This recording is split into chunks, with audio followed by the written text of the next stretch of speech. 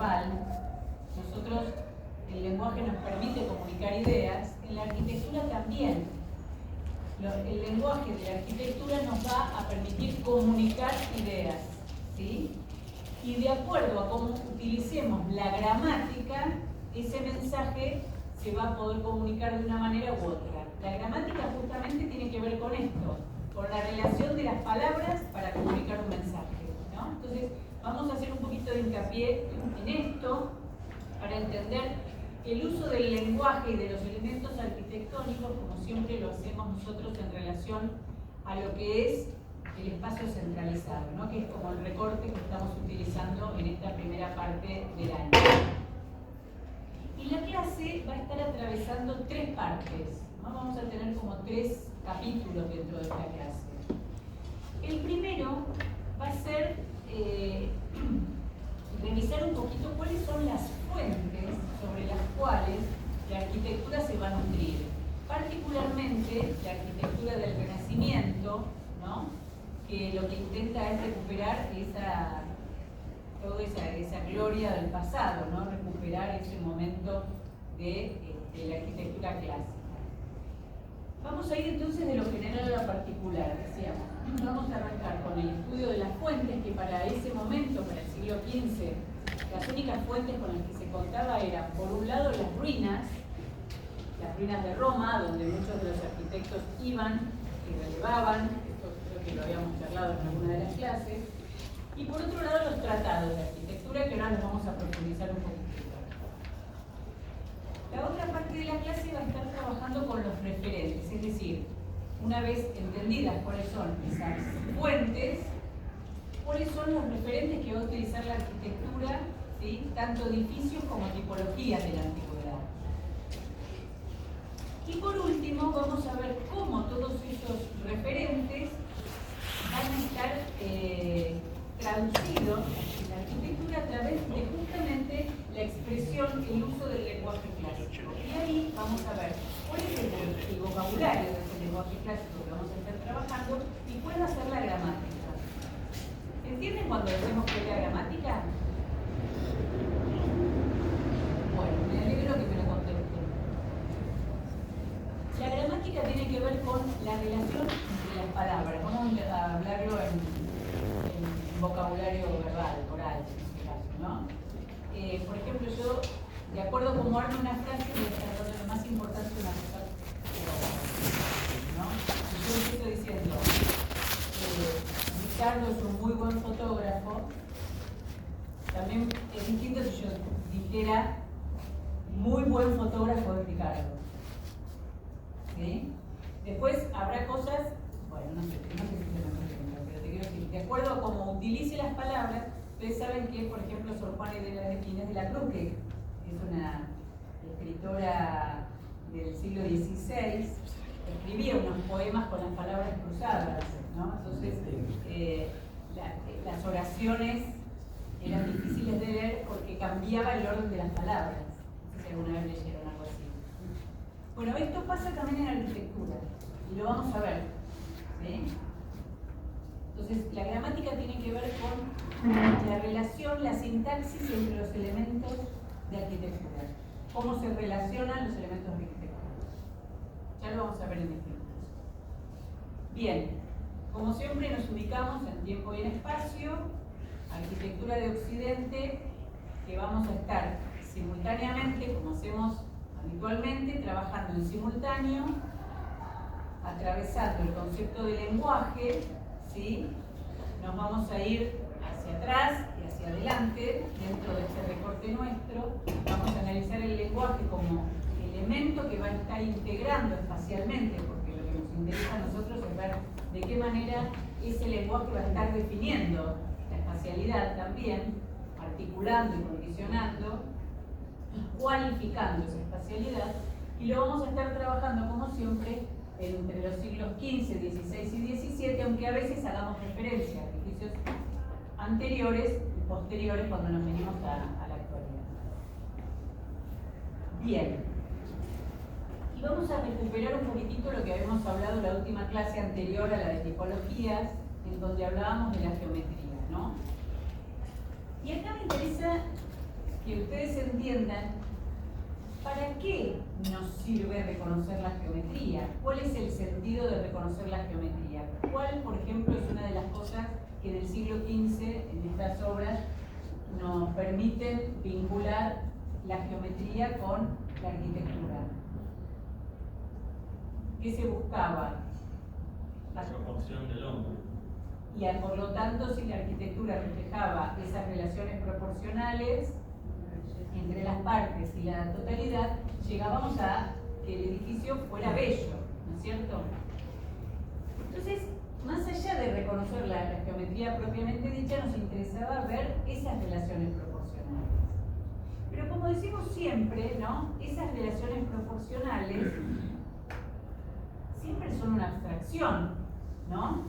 Entonces siempre decíamos, bueno, la geometría es una abstracción, yo no veo esa abstracción en la realidad. ¿Cómo hago para entender, si nosotros sabemos que la geometría es una abstracción, cómo la podemos percibir? Y bueno, para comprender todas esas relaciones proporcionales y armónicas, nosotros vamos a ver que esas relaciones proporcionales y armónicas las visibilizamos porque están materializadas. ¿Y cómo las vemos materializadas? Por ejemplo, esa columna que está pintada de amarillo, en realidad me está haciendo visible un punto geométrico que tenía que ver con esas relaciones proporcionales, y yo la veo porque está materializado en una columna. Si no, no deja de ser un punto, una línea que es una abstracción, ¿sí? Por eso es muy importante que nosotros entendamos que todo ese estudio que hicimos de la geometría la podemos percibir porque está materializada. Fíjense qué interesante, en este caso que es la iglesia de Santo Espíritu, vamos a reconocer un elemento, que es ese que está marcadito ahí, ¿lo ven? Ese elemento que se está articulando lo que sería el orden, ¿no? La columna con su capitel y el arco que descansa ahí, porque de alguna manera esa pieza, la vemos ahí más en detalle, que recibe el nombre de pulvino, ¿sí?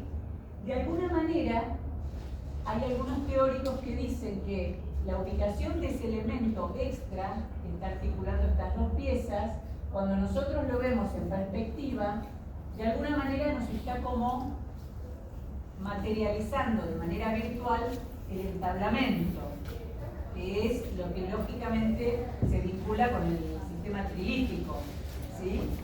Y esa pieza que está colocada, cuando yo me ubico en un punto de fuga, en el punto de vista central, de alguna manera lo que hace también es reforzar esa idea de la perspectiva de un punto de fuga, que fue lo que Brunelleschi descubre justamente ahora en el siglo XV, ¿sí?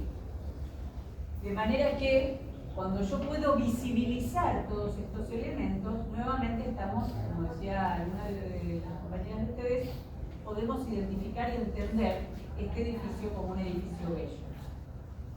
Esto se los traje de recuerdo de la última clase para que entiendan por qué es tan importante esta relación entre la geometría y los elementos del lenguaje clásico, ¿sí?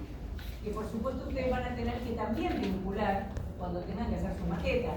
Esa geometría que identificaron, ahora la van a ver materializada cuando analicen los elementos del lenguaje clásico. ¿Está claro? ¿Ahora? Sí. Bien. Bueno, vamos entonces con la primera parte, esto era una introducción, para ver, bueno, cuáles son esas fuentes de la antigüedad clásica como expresiones de una idea que en el siglo XV se intenta recuperar. Y estas fuentes de la historia de la arquitectura, por supuesto, son esto que estamos viendo, que es el Panteón de Roma, un edificio al que todo el tiempo la arquitectura se está remitiendo, ¿no? Es una de las fuentes a donde estos arquitectos van a ir a buscar el origen de esta arquitectura clásica. Por supuesto, el Foro Romano, el Coliseo, también va a ser un edificio al que se remitan muchas de estas arquitecturas. Estas son probablemente las más conocidas.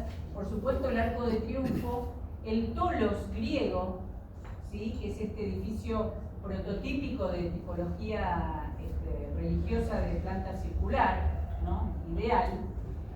Pero no solamente los arquitectos van a estar remitiéndose a estos edificios desde el punto de vista compositivo y exterior, sino que también van a estar recuperando ese espacio interior de las cúpulas, ¿sí? En el caso del Panteón, como de estas bóvedas de cañón propias de las termas, ¿no? Entonces, esos también son elementos que todo el tiempo la arquitectura va a estar recurriendo y retomando para justamente reivindicar y recuperar esa gloria de la arquitectura clásica. Pero hay una cosa muy interesante que nosotros tenemos que saber, y que cuando los arquitectos del siglo XV iban a Roma a observar estos edificios y a relevarlos, ¿sí? Y a conocerlos, estos edificios estaban en muy mal estado, muy peor de lo que lo vemos hoy, ¿sí? Porque la mayoría de estos edificios, además, para esta época se encontraban enterrados. La ciudad de Roma había sido deshabitada durante mucho tiempo, ¿sí? La capital se había trasladado a otros centros importantes y la ciudad de Roma había entrado en una decadencia muy importante. Había, como les digo, muchos de estos monumentos estaban semienterrados con los pastos y la vegetación incorporándose para desvirtuar de alguna manera la presencia, por lo cual era muy difícil el conocimiento de estos edificios tal como los podemos ver hoy, ¿sí? Entonces, eso que el arquitecto no podía ver de manera literal o de manera precisa, había que complementarlo, y se complementaba con los tratados de arquitectura, que para este momento, que es otra de las fuentes, ¿sí? Los tratados de arquitectura, hasta este momento solamente se contaba con uno. ¿Recuerdan cuál? Vitruvio. Muy bien, el Tratado de Vitruvio, ¿no? El Tratado de Vitruvio, que también era una fuente incompleta, así como decimos que las ruinas estaban en muy mal estado, semienterradas. El Tratado de Vitruvio también era una fuente incompleta, porque ustedes saben que el tratado llegó sin dibujos, ¿no? Y además estaba escrito en un latín muy pobre. Parece ser que Vitruvio no dominaba mucho la lengua, no había muchas personas que pudieran interpretarlo de manera fehaciente. Y además, una cosa que a veces no se toma en cuenta, y es que el Tratado de Vitruvio es del siglo I a.C. ¿Esto qué significa? Que el Tratado de Vitruvio, cuando lo escribió, no existía el Coliseo, no existían las termas, no existían los foros, por lo cual bueno, de hecho, ¿no? Estamos tratando de ponernos en ese momento y entender que también el Tratado de Vitruvio, si bien, por supuesto, plantea principios fundamentales de la arquitectura, ¿no? Como todos ustedes habrán estudiado el año pasado, sin embargo, también era, a vistas de hoy, bastante incompleto, porque todas estas, como les decía, las dos grandes fuentes que tenemos, que son las ruinas de Roma y los tratados, bueno, el tratado todo incompleto no tenía dibujo y las ruinas también, porque estaban en mal estado, y el Tratado de Vitruvio no incorporaba esos edificios que ellos fueron a relevar, ¿sí? Porque era anterior. De manera que estas fuentes, como les decía, era lo que los arquitectos del siglo XV tenían como referentes concretos, como fuentes precisas. Y es por eso que durante el siglo XV los humanistas se ocuparon precisamente por reconstruir y recopilar la mayor cantidad de conocimientos de la antigüedad, ¿no? Ellos mismos iban, medían, sacaban, establecían supuestos de cómo esto debía ser, ¿sí? Y uno de los más importantes va a ser León Battista Alberti, nosotros ya lo conocemos, ya hablamos de él, que justamente va a escribir su tratado muchísimo antes de empezar a construir. Él recién va a empezar a construir a partir de los 40 años, ¿sí? Esto ya creo que ya se los había comentado cuando hablamos de geometría, pero bueno, el tratado de Alberti va a ser una de las fuentes que también el siglo XV nos va a dejar como la instancia de recuperación y de reconstrucción de aquella antigüedad clásica. Luego, en el siglo XVI, y con la aparición de la imprenta, ¿no?, de Gutenberg, es muy interesante porque así como se empieza a sistematizar la arquitectura, también se empiezan a sistematizar las ideas y la posibilidad de la aparición de muchos tratadistas que se conocen con el nombre de normativos, ¿no? Hay todo un grupo de arquitectos que se conoce como normativos, precisamente porque escriben sus teorías arquitectónicas, también permiten que esta arquitectura tenga mayor difusión. Y entre los tratados y la posibilidad de que estos tratados, gracias a la imprenta, tengan difusión, estos arquitectos de alguna manera hacen escuela y permiten que su arquitectura pueda ser replicada. Vamos a citar a 3 tratadistas del siglo XVI. Uno de los más conocidos es Sebastián Serlio, que va a escribir, decimos que su tratado se trata más bien como de obras parciales porque se va a dedicar a escribir sobre temas particulares, como los órdenes, como programas arquitectónicos, etc. Otro de los tratadistas va a ser Andrea Palladio. En el caso de Andrea Palladio, lo interesante es que él va a publicar su tratado en relación a su propia obra, ¿sí? Es lo más parecido a lo que hoy conocemos como revistas de arquitectura, en donde cada arquitecto expresa y escribe sobre su propia arquitectura. Y otro de los grandes tratadistas va a ser Giacomo Vignola, en donde decimos que su obra va a ser eminentemente gráfica, por eso decimos que es más bien instrumental, que va a estar recuperando todos los repertorios formales de la arquitectura y seguramente es uno de los que ustedes más conocen porque es el que publica justamente los 5 órdenes de la arquitectura, ¿sí?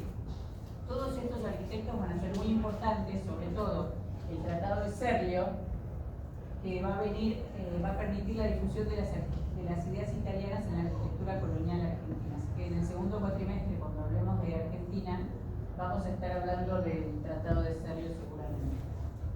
Bien, ya en el siglo XVII, en la arquitectura del barroco, a diferencia del Renacimiento, el barroco no va a estar tan acompañado de teoría, es decir, se va a desarrollar sin modelos como estos modelos que en el Renacimiento se buscaba tomar de la antigüedad clásica, a pesar de que sí, hay algunos arquitectos barrocos como Guarino Guarini y otros que sí van a escribir tratados, pero no es tan importante como en los siglos anteriores. Bien, acá cerramos en cuanto a lo que son los referentes, las fuentes de la antigüedad clásica, y ahora sí vamos a ver cómo esas fuentes de la antigüedad se traducen, ¿sí?, en las obras, ¿sí? Cómo estos referentes van a servir como elementos de integración espacial. Y vamos a arrancar por una obra que ya estuvimos viendo, ya hemos tenido hasta maquetita de ella y todo, y yo les preguntaría si reconocen en esta obra a qué obra de la antigüedad podría estar haciendo referencia. Esta obra es Santa Andrea en Mantua, ¿no?, de Alberti. El Arco de Triunfo, claramente, ¿no? Claramente vemos replicada esta imagen del Arco de Triunfo como integración del sistema expresivo también, ¿no?, del Coliseo, donde va a funcionar esta articulación del sistema murario y el sistema expresivo, ¿no? Por un lado el arco que descansa en pilares, el sistema trilítico con sus semicolumnas y entablamento, que también va a ser referente de muchas de las obras que ustedes van a estar analizando, ¿no? Sobre todo en los palacios, ¿no? Las fachadas de palacio, muchas de ellas se van a estar remitiendo a esta obra. Pero volviendo a la obra de Alberti, cuando nosotros hablamos del Arco de Triunfo, y la vez pasada creo que hablábamos de esto, el Arco de Triunfo no es más que una sección de muro, ¿no?, con una abertura central y 2 laterales, ¿sí? Y en ese sentido es muy interesante porque nosotros vamos a trabajar con el Arco de Triunfo como referente antecedente de la antigüedad y vamos a ver cómo ese arco de triunfo se va reelaborando a medida que pasan los siglos. ¿Sí? Bien, entonces decíamos, por un lado acá vemos claramente la referencia al arco de triunfo, ¿no? Como sistema murario del arco que descansa sobre pilares y que además tiene un ático, ¿no? Que en el caso de la obra de Alberti, obviamente ese ático se va a reemplazar con un frontis, ¿no? Que va a estar sin duda retomando como referente también la fachada templaria, ¿no? Entonces fíjense cómo en esta obra de Alberti, de alguna manera, estamos viendo cómo la imagen templaria, que está hablando del sistema trilítico, ¿no? El entablamento que apoya en columnas está coronada con un frontis, como en la fachada de Alberti vemos también esa imagen templaria, ¿no? Pero la vemos como superpuesta a la imagen del arco de triunfo. Entonces, estamos viendo cómo Alberti logra en una fachada superponer los dos sistemas constructivos y expresivos. El sistema murario, del arco que apoya en pilares, y el sistema trilítico, ¿sí?, de la fachada templaria coronada por un frontis. Pero lo más interesante que hace Palladio es que todo esto lo integra en un plano, ¿sí? En ningún momento sobresale, como si pasaba en el Arco de Triunfo, como si pasaba en el Coliseo, sino que, fíjense que las pilastras que hacen referencia a la fachada templaria apenas están definidas por cuñas, en un mismo plano. ¿Lo llegan a ver eso? ¿Lo entienden lo que estoy diciendo? Y esos dos sistemas están integrando estos dos sistemas constructivos y expresivos en un mismo plano, es lo que se conoce como muro pilastra. Porque no puedo identificar dónde termina el muro, dónde empieza la pilastra. Esta es una invención que va a hacer Alberti, ¿sí?, en esta fachada. Por eso va a trascender y va a ser un tema que se va a retomar mucho más adelante, pero es muy interesante lo que logra como absolutamente novedoso Alberti en el siglo XV, ¿no? ¿Qué edificio es ese? Esta es la iglesia de Santa Andrea en Mantua, de Andrea Palladio. De Alberti, perdón. Alberti. Vimos la maquetita de una de las compañeras de ustedes la vez pasada, ¿se acuerdan? La que tenía la fachadita que tenía varias capas. Sí. Ahora vamos a ver eso. Bien, entonces, fíjense cómo Alberti crea esta nueva tipología de fachada que integra el arco de triunfo, que es un edificio pagano, o sea, un tema pagano, ¿sí?, con el frontis de la fachada templaria, religiosa, ¿no? Y crea esta nueva tipología que se conoce con el nombre de muro pilastra. Pero vamos al interior, ¿no?, que no es menos interesante lo que hace Alberti en el interior. Por supuesto, toma una planta longitudinal en cruz, con un espacio centralizado, coronado por una cúpula, ¿sí?, esta innovación que va a empezar a partir del siglo XV. Y vamos a ver que todo este tema que resuelve en fachada, este tema que resuelve en fachada, vamos a ver cómo él lo gira 90 grados y va a empezar a resolver las capillas laterales de la iglesia con el mismo tema, ¿sí? Lo repite 3 veces y conforma así los lados de la nave central. Fíjense cuando entramos a la iglesia y vemos la solución, ¿no? Esas naves laterales en realidad son capillas profundas, que, bueno, disculpen mi limitación con la parte elástica, pero están entendiendo lo que quiero decir ahí, ¿no? El arco de triunfo, el sistema trilítico, que bueno, en vez de tener frontis, tiene una bóveda de cañón. Vamos a salir de ahí porque me da un poco de vergüenza, pero fíjense cómo, ¿no?, lo traslada 3 veces. Aquí vemos un arco, aquí vemos otro y aquí estaríamos viendo el tercero, ¿no? Entonces logra una unidad total en el interior, porque es el mismo tema de la fachada que lo replica el interior. Absolutamente novedoso e innovador en ese momento. Por supuesto que estamos viendo las fachadas, las espacialidades de las termas, de alguna manera, en esas bóvedas de cañón.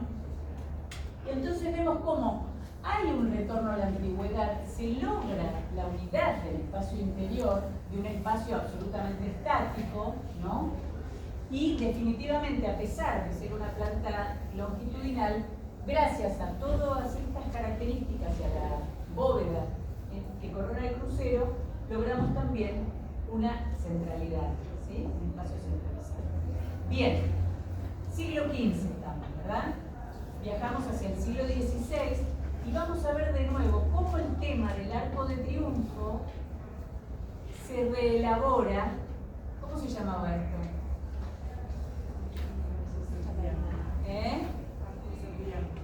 Muy bien, lo vimos la clase pasada, ¿no? Este arco, ¿en dónde está descansando? ¿El arco dónde debiera descansar? Sobre la columna, pero está sobre un entablamento. No, el arco muro. en los pilares, ¿no?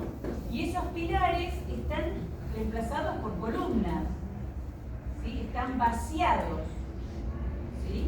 Y reemplazados por columnas. Fíjense cómo ese referente de la antigüedad, ¿sí? Se reelabora y en este caso altera su sintaxis, su gramática, generando ¿qué sensación? Cuando yo veo que un arco muy pesado se apoya en un vacío. ¿Cómo lo llamamos? Tensión. Atectónico. Genera un efecto de atectonicidad propio del siglo XVI. ¿Se acuerdan que hablábamos que el siglo XVI todo el tiempo estaba poniendo en crisis, en cuestión, todo aquello que había sido establecido y normatizado durante el siglo XV? Entonces, fíjense qué interesante, como un mismo elemento de referente de la antigüedad se reelabora respondiendo al contexto histórico, en este caso en el siglo XVI. ¿Lo entienden? Los elementos son los mismos, estamos hablando de arco de triunfo, de columnas, de entablamento, pero cambia la sintaxis. ¿Sí? Y así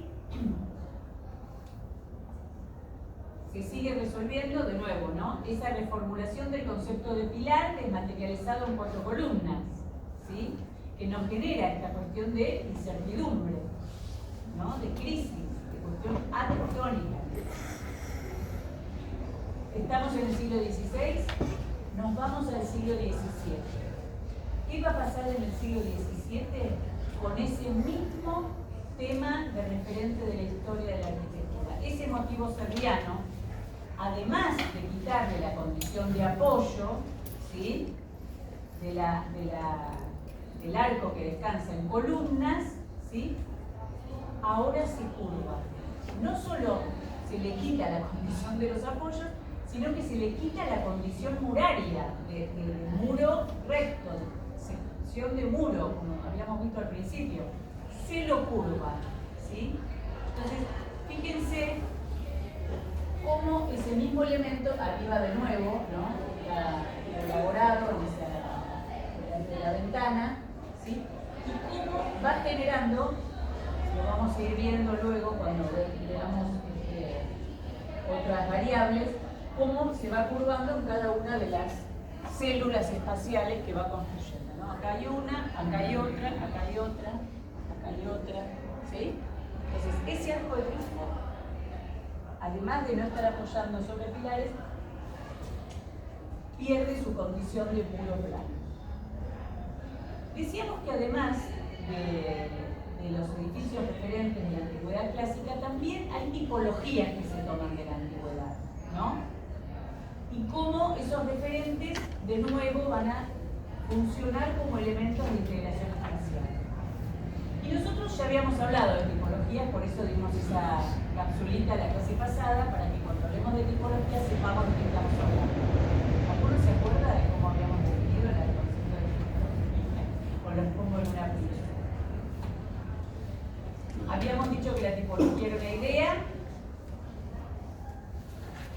concepto que define la estructura formal, ¿no? Entonces vamos a ver cómo esos referentes van a participar también en la definición y en la reelaboración de tipologías, así como vimos la tipología de palacio renacentista, ¿recuerdan la vez pasada?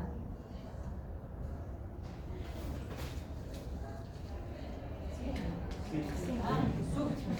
Me pasó una semana nada más. Bueno, así como vimos eso en un edificio civil, vamos a ver otros referentes de tipología, de espacio centralizado también, pero en este caso religioso. Y veíamos al principio como los tolos, ¿sí?, funcionan también como referente de planta ideal religiosa, como planta centralizada, ¿sí? Este edificio que estamos viendo a la izquierda, que es el templete de San Pietro Montorio, de Bramante, se va a construir ya al finalizar la etapa del Renacimiento, fíjense, 1505, ¿no? Y este va a ser un gran aporte a la historia de la arquitectura, porque este edificio logra una perfección tal de lo que es un edificio renacentista, que Serlio, ese tratadista que yo les decía que íbamos a analizar en la segunda mitad del año, lo incorpora a su tratado como si fuera un edificio clásico. Por el grado de perfección que logra de responder a todas las pautas del siglo XV, ¿sí?, tanto de sus órdenes, por su tipología, por la resolución formal, por lo conmemorativo, porque va a ser un templete que se va a construir en honor a San Pedro, al martirio de San Pedro. Entonces es un edificio conmemorativo que tiene esta definición, ¿no? Es un espacio central, obviamente, rodeado por columnas, ¿sí?, que va a estar recuperando el concepto de módulo, ¿sí?, ideal, que recién se va a descubrir con Bramante, que es el módulo va a estar definido por el diámetro del tercio inferior de la columna. Entonces, con esta obra se empieza, originalmente el templete estaba pensado, aquí abajo, para estar ubicado en un claustro circular también, con otras columnas. Finalmente este claustro no se construye, solo se construye el templete, ¿sí? Y lo que hace es simplemente retomar la tipología del tolos, ¿sí?, y cubrirlo con una cúpula, que es la esencia del espacio, ¿no?, del siglo XV. Entonces, de esta manera, logra la máxima expresión de un espacio religioso centralizado, respondiendo a los ideales justamente que buscaba el siglo XV, ¿no? Construye un podio, una chela y la columnata, la esencia del templo, pero recuperando el espacio centralizado como espacio ideal de un edificio religioso, ¿no?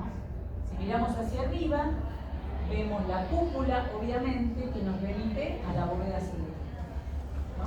Entonces, este edificio va a ser muy importante para la historia de la arquitectura, justamente porque recupera la idea central de lo que es el edificio religioso, de un edificio conmemorativo, el carácter del orden, porque va a estar utilizando el carácter masculino, ¿sí?, el orden dórico, porque obviamente está dedicado a un santo, a San Pedro, ¿sí? Toda la ornamentación de las metopas, acá no se llega a ver bien, pero hace referencia a las llaves de San Pedro, etcétera, etcétera. Y la proporción de la totalidad del edificio está modulada a partir de esto que les digo, el tercio inferior del diámetro de la columna. Ese módulo está definiendo la totalidad de la obra. De manera que una vez que se construye este templete, que Serlio lo incluye en su tratado como una obra clásica, comparándola con la de la antigüedad, ya es como que el siglo XV puede dar paso a lo que va a ser el siglo siguiente, ¿sí?, en donde todo esto se empieza a poner a prueba, a cuestionar, etcétera, etcétera. Es como el máximo exponente del siglo XV, este edificio, por eso me decía que lo describiéramos con un poquito más de detalle. Bien, seguimos con las tipologías, ya vimos la tipología centralizada, vamos al siglo XVI, vamos a ver una planta longitudinal, que a pesar de ser longitudinal también va a ser centralizada, ya la habíamos visto, esta iglesia de Andrea Palladio, ¿sí? El Redentor, ¿sí? Habíamos visto, ¿se acuerdan que era una composición por partes, como partes autónomas, ¿no? Sobre un eje? Y acá, lo que nos interesa, que ya sabemos qué pasa con estos espacios que se van articulando sobre el eje, pero acá lo importante es qué rol juega el lenguaje en la definición espacial de esta obra. Fíjense, cuando yo ingreso, encuentro que los elementos del lenguaje se adelantan, ¿no? Como para estrangular de alguna manera el acceso al crucero, generándome como una especie de pantalla, ¿sí? Yo vengo por un espacio, se me estrangula y luego se me abre de una manera muy importante también con esas dos exedras, ¿no? Además de la cúpula del crucero.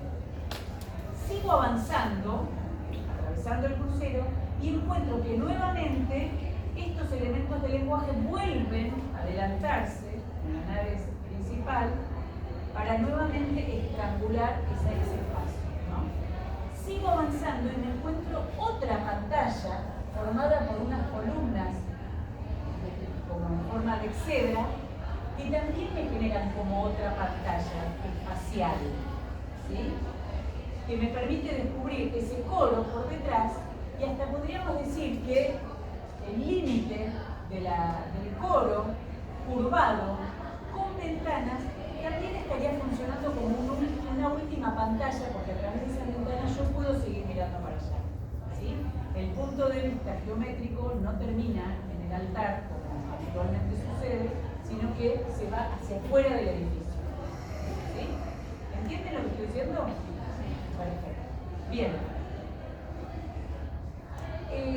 Entonces vemos cómo hasta el mismo ábside funciona como pantalla, cómo el lenguaje nos ayuda a generar distintas situaciones espaciales, ¿sí? Porque acá la geometría está al servicio de generar estas distintas espacialidades en donde los elementos del lenguaje van a servir para materializar. Si vemos la fachada, ¿cómo?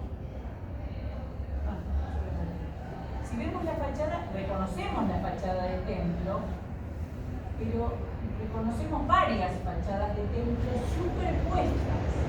Acuérdense de Alberti resolviendo en un mismo plano la superposición del sistema trilítico y del sistema murario. Acá las fachadas están superpuestas pero en relieve, ¿no? No solamente están en relieve, sino que además están en distintas proporciones, ¿no?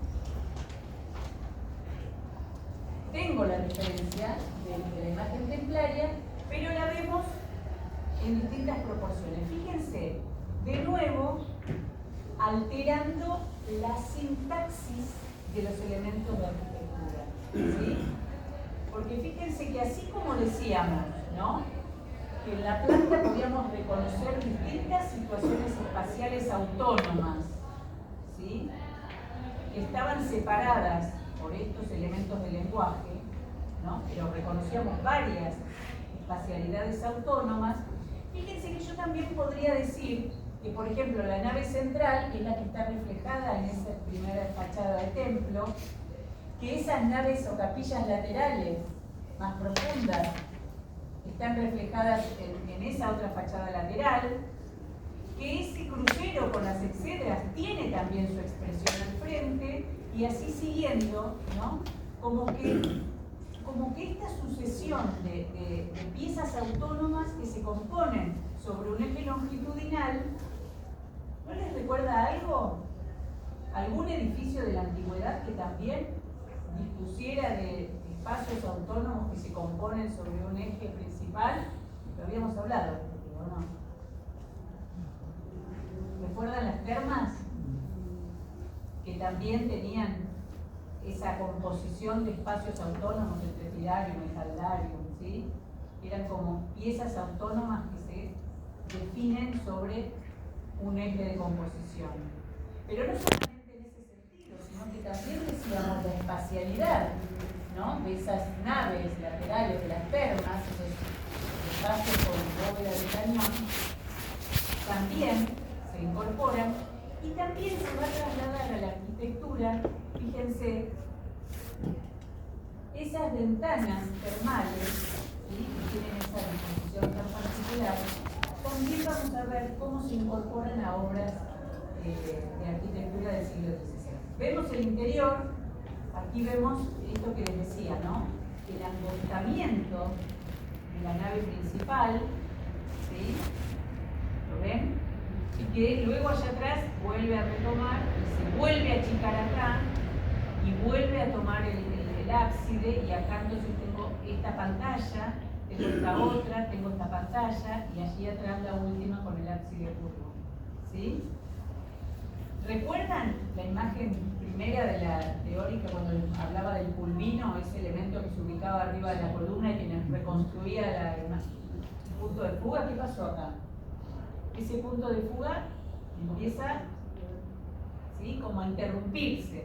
No pierde la continuidad porque, o sea, le da unidad ese entablamento que recorre toda la obra, pero sí pierde esta definición tan directa de la perspectiva de un punto de fuga, ¿no?, generándonos estas distintas secuencias espaciales, ¿no?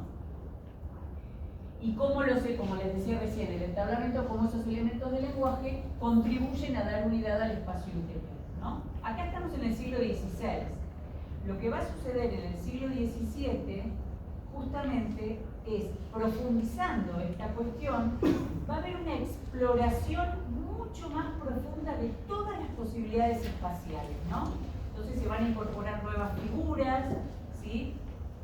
Fíjense, ya hay una libertad absoluta en cuanto a la exploración de posibilidades espaciales. Siempre, ¿no?, existiendo un foco espacial centralizado que está sometido, ¿no?, a los demás.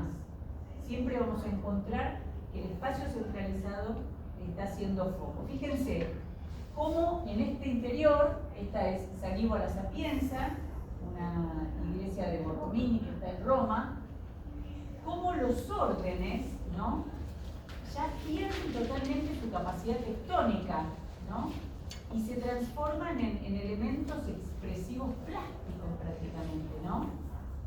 ¿Qué diferencia hay con ese interior del templete de San Pietro in Montorio que veíamos, la cúpula celeste, ¿no? Fíjense acá la cúpula, ¿no?, cómo se empieza a... Fíjense estas pilastras cómo se doblan, tomando, ¿no?, cóncavas y convexas, hacia un lado y hacia el otro. Pierden totalmente su condición tectónica, ¿no? Bien. ¿Cómo venimos, chicos? ¿Seguimos o hacemos un corte? ¿Seguimos? Sí. Ese es mi equipo. Bien. Bueno.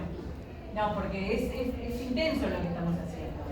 Yo se lo digo así, pero es muy intenso. Bien. Recapitulamos.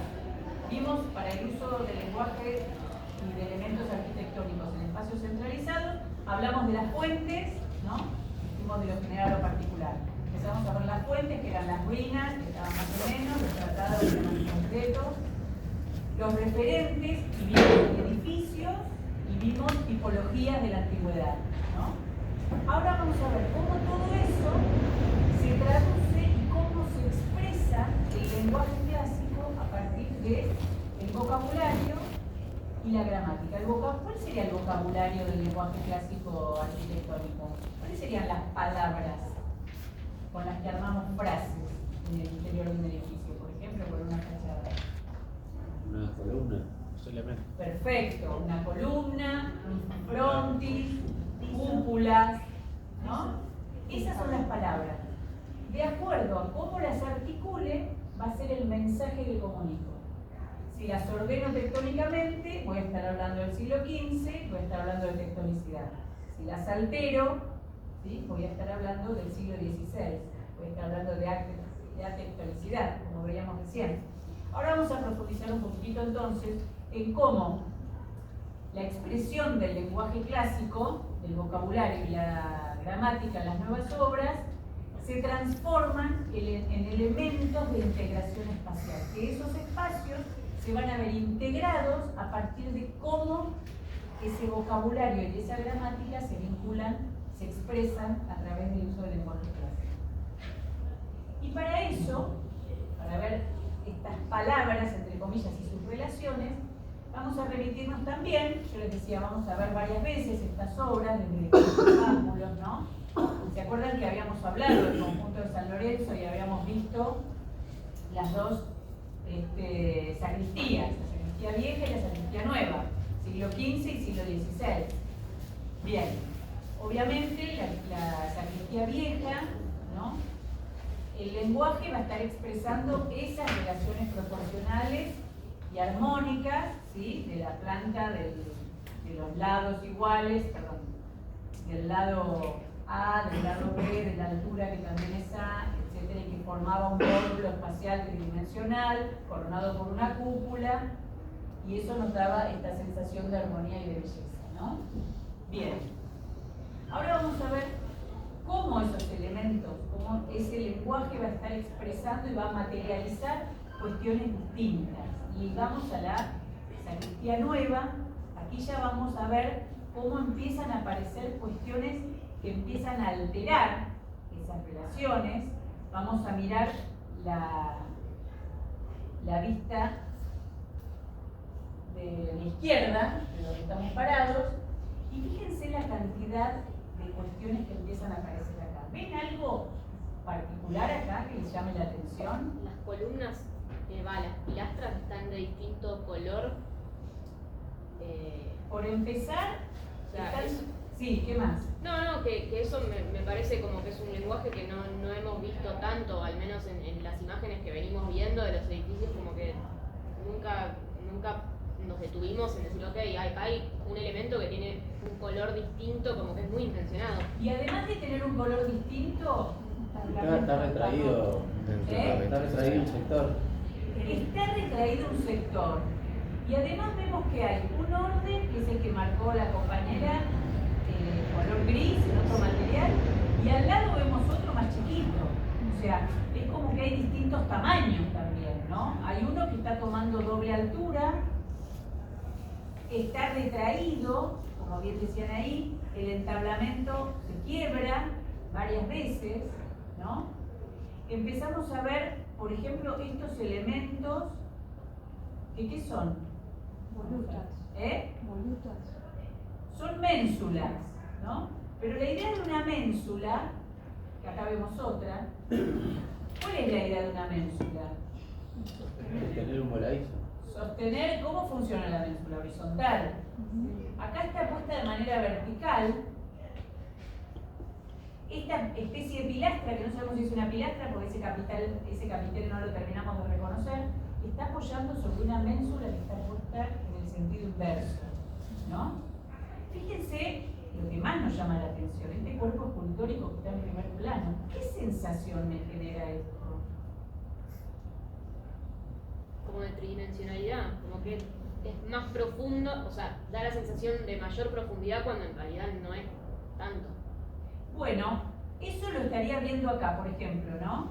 Esta estatua pareciera que, si la vemos, la rodilla está sobresalida del nicho, ¿no? Sí. Y nos preguntamos si la escultura les quedó grande o el nicho les quedó chico, un poco profundo, ¿no? ¿Y no difiere también el tamaño de las esculturas de adelante y la de atrás?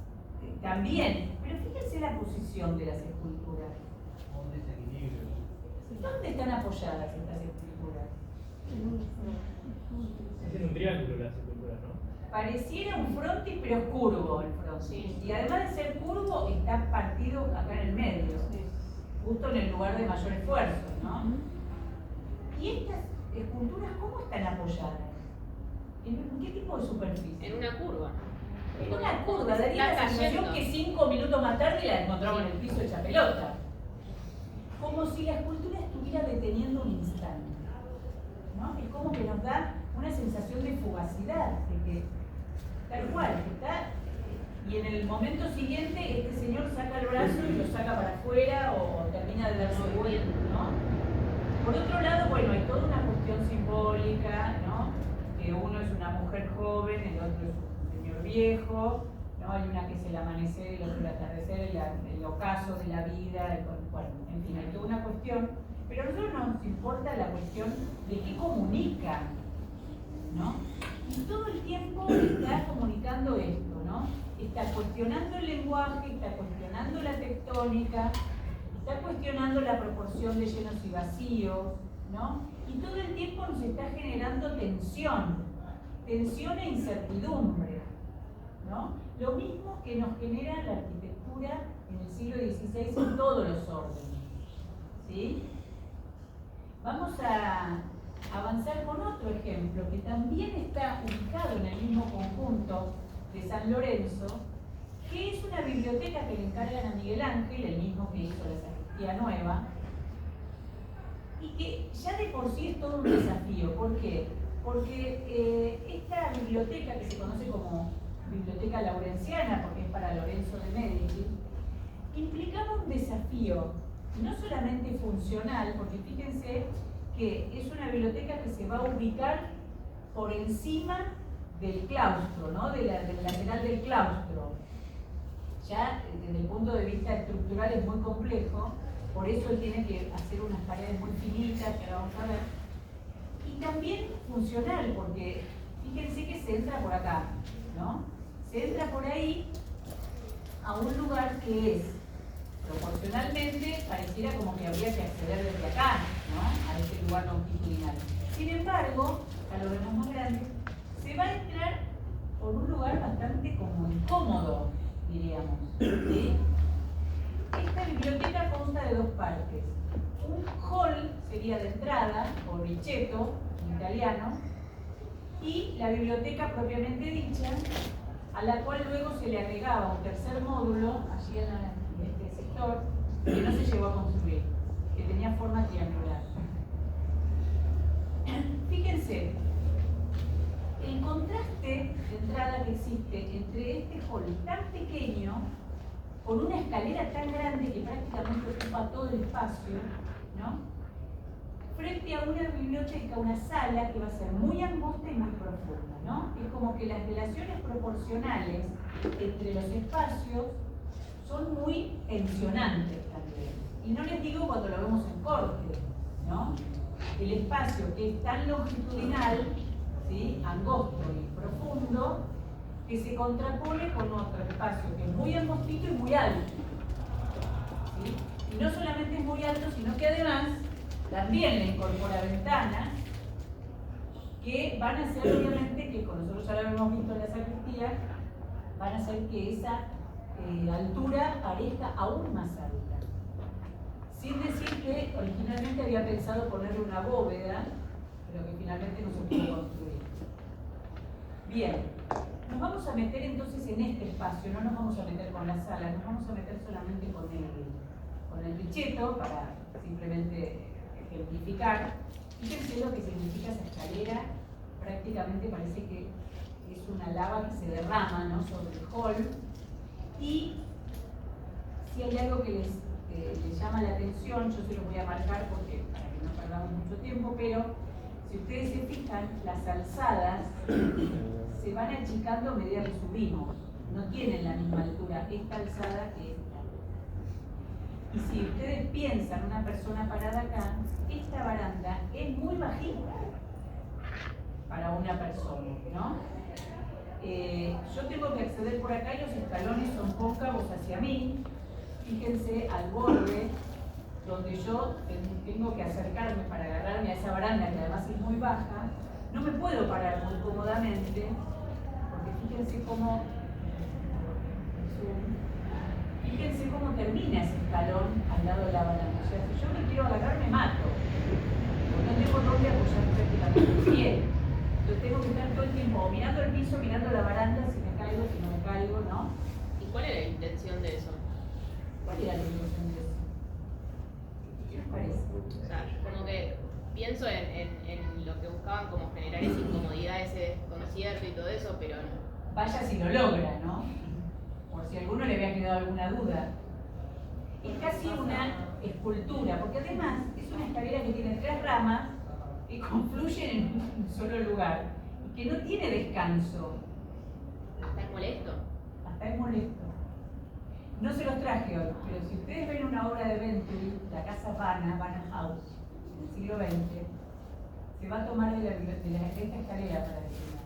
Y va a ser una cosa postmoderna, porque Venturi es un arquitecto postmoderno, pero va a estar tomándose de acá, de nuevo, de cómo estas cosas, no es que se copia de esta escalera, pero genera una escalera tan incómoda como esta. Bien, pero seguimos analizando elementos del lenguaje, ¿no? Fíjense, vamos a mirar hacia arriba, ¿no? Acá parados en la escalera. Fíjense, ¿qué les llama la atención? Esto de nuevo es el juego de las 7 diferencias. ¿Será que es una ventana sin transparencia? Eso de arriba. La del lado. Esta, sí, exacto, es fake. El Y aparte frontis eso- y los frontis curvos. Bien, el frontis, alternancia de frontis curvos y rectos. Y las falsas ventanas más chiquitas que también tienen en el dintel, es como que también hay una curva invertida. Sí. Ahí, Sí. correcto. ¿Cómo se llama este elemento? No lo sé. O sea, son elementos de lenguaje inventados, porque no tienen nombre. ¿Sí? Obviamente luego la arquitectura le dio un nombre, pero digo, no existen como elementos de lenguaje. Fíjense, De nuevo se retraen ahí acá, ¿no? el frontis, claro, y están abajo columnas y arriba pilastras. Abajo, ¿cómo son esas columnas? Fíjense, presten atención un poquito a esas Están columnas. metidas dentro del muro. Sí. Están metidas adentro del muro, ¿no? Fíjense cómo, acá vemos otra, ¿no? Fíjense qué interesante. No sé dónde se ve mejor, si en esta o en esta. Y esas ménsulas que parecen no estar sosteniendo nada en la imagen anterior. Sí, exactamente. Estas ménsulas que no sostienen nada están puestas al revés. Fíjense que si nos acercamos un poquito, ¿qué hay ahí? Ah, espera. Ah, no puedo ver. ¿Qué hay acá? ¿Qué es esto? ¿Qué es esto? ¿Otra columna sería? Metida dentro. Nos deja la duda, no sabemos si eso es, si en realidad esto es una sucesión de columnas que cada tanto las enchapé con mampostería y dejé a la vista algunas, o si en realidad es un muro al que le metí columnas ahí. O sea, de nuevo, incertidumbre, es un muro, es una serie de pilastras, son pilares, son columnas. ¿Cuál es el sistema constructivo de esto? ¿Son las columnas? Esas columnas que, como bien dijeron ustedes, están apoyando pilastras invertidas, ¿no? Y en las esquinas también hay algo raro, son dos columnas arriba, son dos columnas y una pilastra cuadrada en el medio. Ah, bueno. ¿Qué es eso? Por Dios. El docente de diseño te hace un círculo. Eso se puede hacer muy signo de fácil. interrogación. En el SketchUp lo haces re fácil eso. ¿Eh? En el SketchUp lo haces muy fácil eso. Claro, pero, o sea, y fíjense acá de nuevo, ¿no? Aparece la columna, ahí aparece como una Forma forma rara rara. ahí. Bueno, un capo, Miguel, ¿no? O sea, creativo como pocos. Dentro de esos, que yo les decía del siglo XVI, los normativos, los tratadistas, había otro grupo de arquitectos que se los conoce como individualistas, entre los cuales está Miguel Ángel, porque este no puede dejar escuela, los otros, Palladio y todo, publican sus tratados y uno puede hacer una arquitectura a lo Palladio, que de hecho Inigo Jones lo va a hacer en Inglaterra, ¿no? Después. Pero acá, ¿quién puede imitar el tipo? O sea, es único, ¿no? Es impresionante. Y fíjense esto, esta esquinita que vemos acá grande, ¿no? Miren acá, esta es la puerta. ¿La principal? La puerta de entrada, esa que yo les mostraba de esa de costadito. laterales, sí, nada que ver. O sea, ¿no? Y si yo me paro en esa puerta y miro hacia arriba, veo esto. Los elementos del lenguaje que me conducen y nos acentúa la verticalidad con una cosa de escala totalmente distorsionada, ¿no? Y mandó el óvalo ahí, el elipse ahí en el medio. Y mandó la elipse, Por si no se entendía por que si no se era entendía, barroco. claro, exacto. Y te parecen esos, esas casas de tipo corralón, que tienen todas las cerámicas, puedes hacer una fachada con todas las cerámicas que tienen y vos decís, bueno. pero bueno, con mucha más creatividad y contenido, ¿no? En el caso de Miguel Ángel.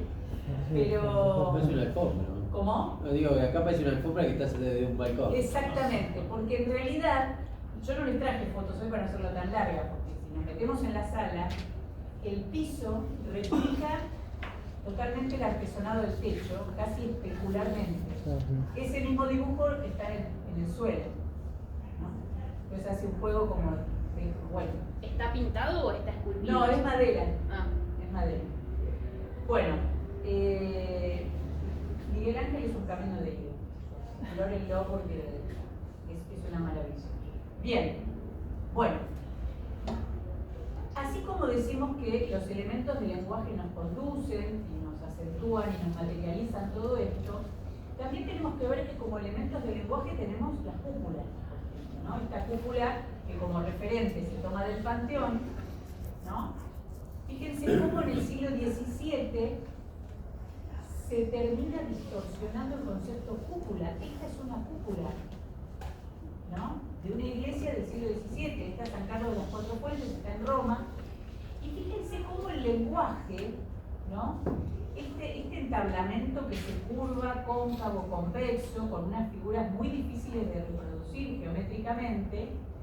Y fíjense que mirándolo desde abajo pareciera como que es como una gran cinta el entablamento de la cual están pendiendo, ¿viste? Tendiendo los elementos del lenguaje como si estuvieran colgando como si estuvieran así sueltos, ¿no? No parecieran tener una condición tectónica, casi como que parecieran que se están moviendo, ¿no? Este entablamento ondulante. Acá tenemos otra reelaboración de cúpula, cómo se articula el espacio, cómo se reformulan los elementos del lenguaje, ¿no? Esa cúpula, cómo está construida, cruzando arcos, etcétera, etcétera, y cómo este lenguaje cada vez nos lleva más a definir espacialmente, ¿no? Como un movimiento centrífugo que nos lleva cada vez más alto, ¿no?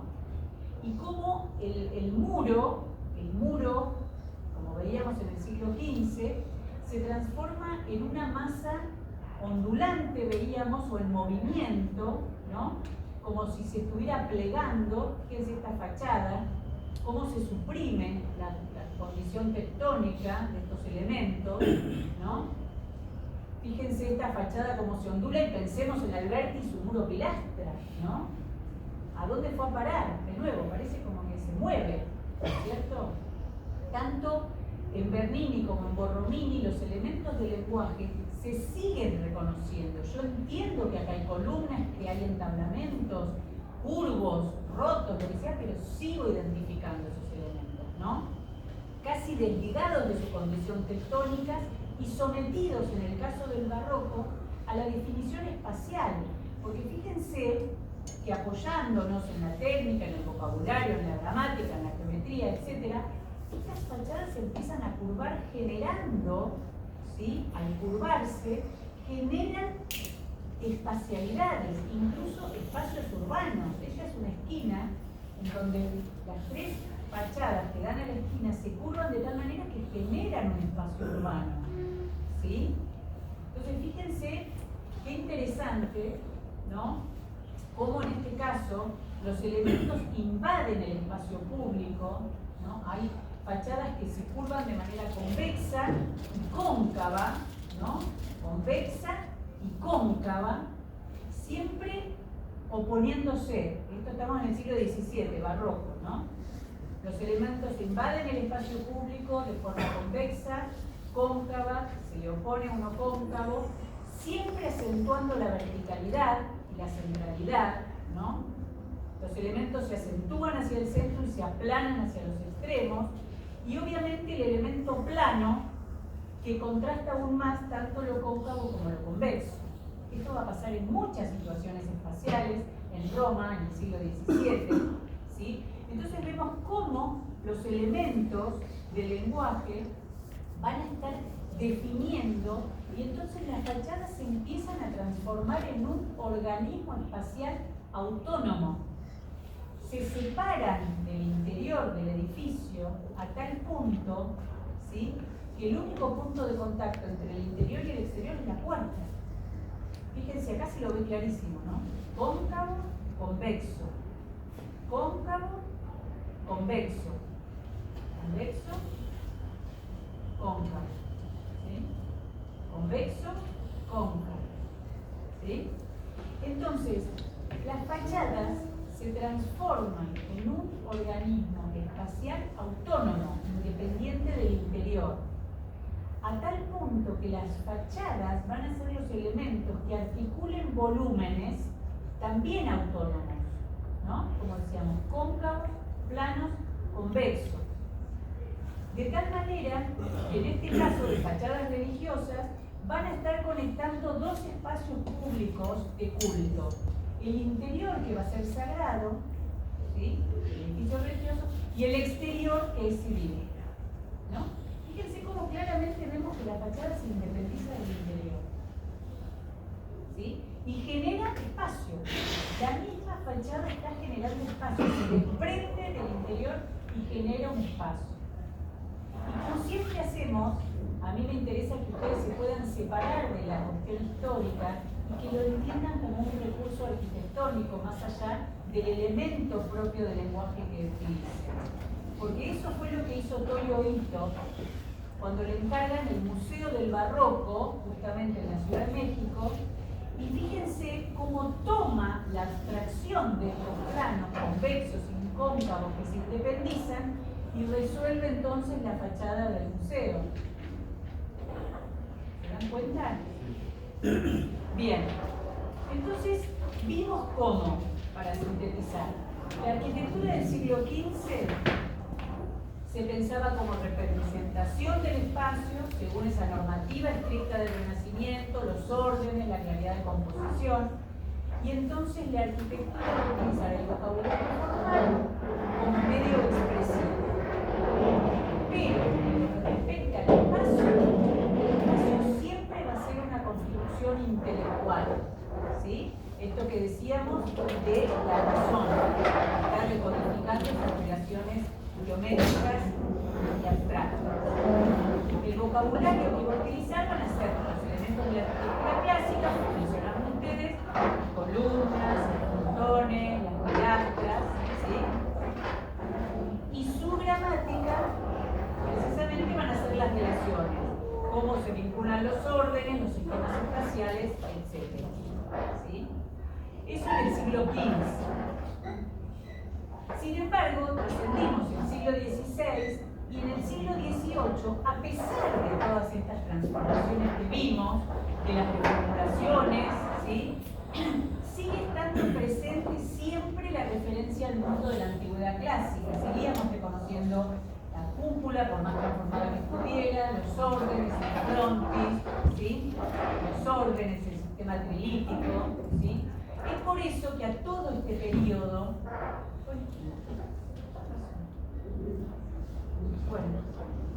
a todo este periodo lo conocemos como el periodo del clasicismo, porque a pesar de las transformaciones, todo lo que se produjo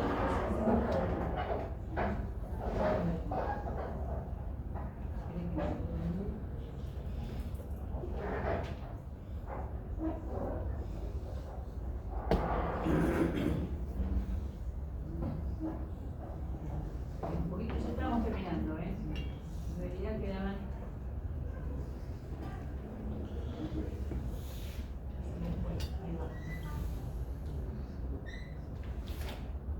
Ahí está. Decíamos que por eso conocemos todo este periodo con el nombre de clasicismo, ¿sí? Toda esta etapa de la arquitectura recibe el nombre de clasicismo. Conceptualmente, en el siglo XV, ¿qué era lo que ese lenguaje tenía que comunicar? Bueno, expresaba la cuestión conceptualmente de armonía, ¿no? En el siglo XVI veíamos cómo expresaba esa alteración de sintaxis y cómo en el siglo XVII directamente se reformulaban esos elementos de arquitectura y lenguaje, aunque seguíamos reconociendo su clasicidad, ¿no?